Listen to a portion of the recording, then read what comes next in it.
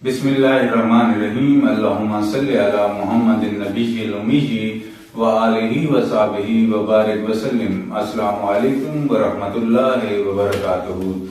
आज की वीडियो मनपसंद शादी, रिश्ते के हवाले से, बंदिश के हवाले से, तमाम वो जायज़ अमूर जो जिंदगी में इंसान के साथ पेश आते हैं, उसके लिए आप बिला खौफ व खतर घर में बैठकर कर सकते हैं।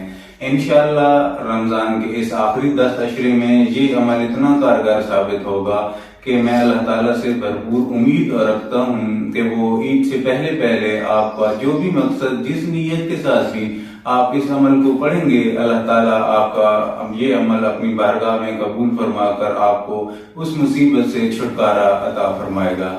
इस वीडियो की जानिब बढ़ने से पहले मैंने आने वाले व्यूअर से रिक्वेस्ट करूंगा कि वो मेरे चैनल को सब्सक्राइब करके बेल आइकॉन को दबा दें ताकि मेरी नई आने वाली वीडियोस आप तक बर वक्त पहुंच सकें। अमल बहुत आसान है। आपने करना ऐसा है कि हर वो ताक रात जो रमजान के आखिरी तीसरे अशरे में आ रही है, आपने हर ताक रात में रात इशा की नमाज अदा करने के बाद, तरावी के बाद आपने उसी जगह बैठे रहना है और आपने ये ख्याल रखना है कि इन 10 ताक दिन जो चल रहे हैं, इनमें जितनी भी ताक रातें आए, आपने जगह और वक्त का ख्याल जरूर रखना है। आपने लिबास का, खुशबू का पाकीज़ा बहुत होना चाहिए। अगर आप गुस्ल कर लें तो ज्यादा बेहतर है।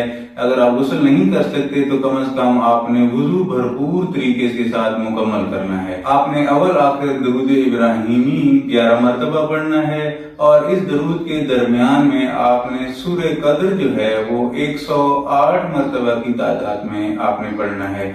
आपका जो भी मकसद है, आपका अदालती कोई काम है, जमीन का कोई मसला है, रिश्ते का कोई मसला है, औलाद की बंदिश है, या दुनिया का कोई भी वो काम जिसको आप कर करके अमलियात कर करके थक गए हैं और वो किसी सूरत हल नहीं हो सकता, तो आपने उसकी नीयत करनी है और 108 मरतबा सूरह कद्र पढ़नी है। बेहतर ये है कि आप आंख बंद रखें और सूरह कद्र पर पूरी तवज्जो करें और हर जुमले के तर्जमे पे आपने तवज्जो करनी है और अपनी नीयत का ख्याल रखना है। और 108 की तादाद पूरी होने के बाद 11 मरतबा फिर से दरूद इब्राहिमी पढ़ना है और अपने मकसद की 5 मिनट आपने गिड़गिड़ा कर अल्लाह ताला के हुजूर दुआ करनी है।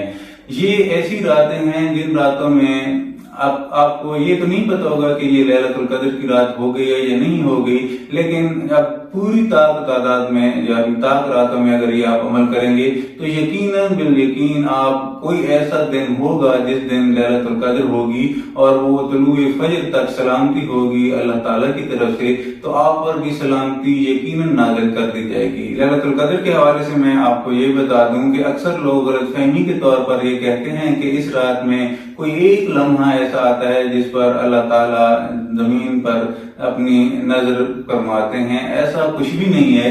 ये रात अल्लाह ताला के कुरान में है कि ये रात जो है वो तलुए सहर तक सलामती ही सलामती है और फरिश्ते नाजिल होते रहते हैं। तो इसका ये कॉन्सेप्ट ही गलत हो जाता है कि ये किसी एक रात के 1 सेकंड के 1 लम्हे में होती है। ऐसा नहीं है।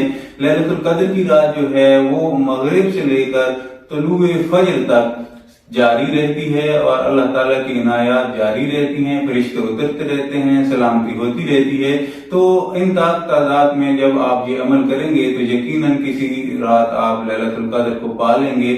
और इसलिए मैं आपसे ये गुजारिश करूंगा कि इन तादाद में आपने गिड़गिड़ा कर अल्लाह ताला के हुजूर अपनी कामयाबी की दुआ करनी है। अगर ये अमल आप रमजान में नहीं कर सकते तो आम तादाद में चांद की ताक रातों में या अयाम अबीज में यानी 13, 14, 15 तारीख को चांद की आप ये अमल कर सकते हैं। तादाद 108 ही रखेंगे।